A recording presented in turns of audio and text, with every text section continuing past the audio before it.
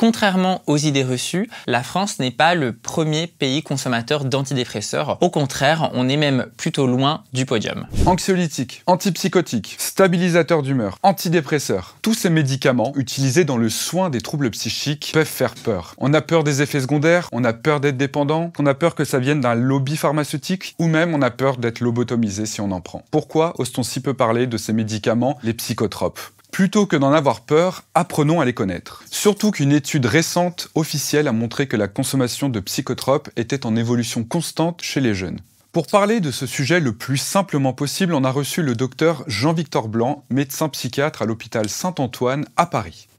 Bonjour Combini. Alors déjà, dans quel cadre est-ce qu'on va prendre ces médicaments ? Les psychotropes, ce sont les médicaments qui vont agir sur les troubles psychiques. C'est un sujet incontournable lorsqu'on parle de santé mentale. Ils peuvent être prescrits par tout médecin, psychiatre ou non. La prescription est extrêmement encadrée. Les psychotropes sont indispensables à l'équilibre de certaines pathologies comme par exemple le trouble bipolaire, la schizophrénie ou les dépressions sévères. Ça va être une brique essentielle dans la prise en charge, aux côtés d'autres choses évidemment comme par exemple la psychothérapie. Et donc c'est quoi les grandes familles de médicaments ?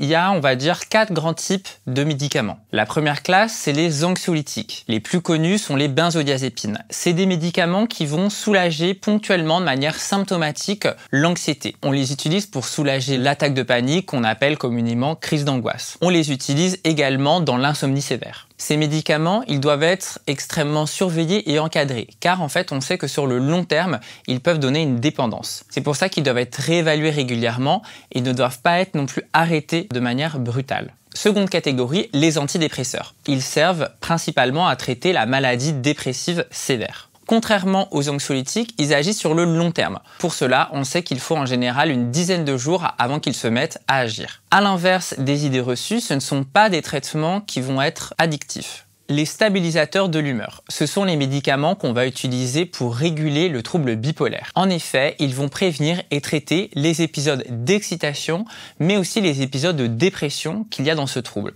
Ils vont permettre finalement à l'humeur d'être régulière. Généralement, ils sont prescrits sur le long terme puisque le trouble bipolaire est une maladie chronique. Et enfin, il y a les antipsychotiques, qu'on appelait auparavant les neuroleptiques. Ce sont des médicaments qu'on va utiliser dans les troubles psychotiques, le plus connu étant la schizophrénie. Ils vont aider à réguler les hallucinations, mais aussi les idées délirantes. Ces médicaments ont révolutionné la prise en charge de la schizophrénie puisque auparavant, il n'existait pas de médicaments ou de traitements qui permettaient aux patients de vivre la vie qu'ils souhaitaient mener.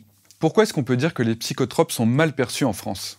Les médicaments en psychiatrie restent un sujet tabou. La plupart des patients que je suis ont du mal à en parler à l'entourage sous peine de se sentir exclus. En effet, on amalgame souvent les personnes qui en prennent à des toxicos ou des personnes qui seraient droguées ou encore on considère que les maladies psychiques n'existent pas et que donc ce serait une preuve de faiblesse que de se faire aider ou que de prendre un médicament pour aider la personne à trouver son équilibre. Je pense qu'on devrait avoir plus de bienveillance envers les personnes qui font le choix et l'effort de se soigner, de se prendre en charge.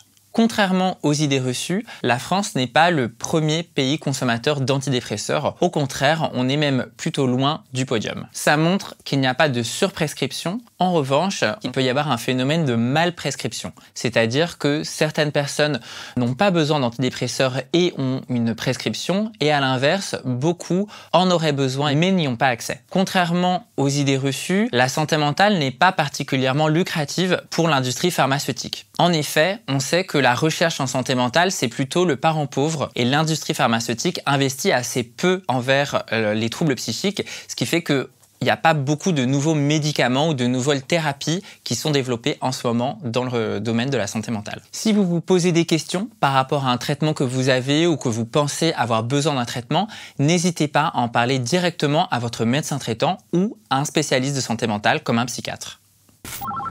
Combini.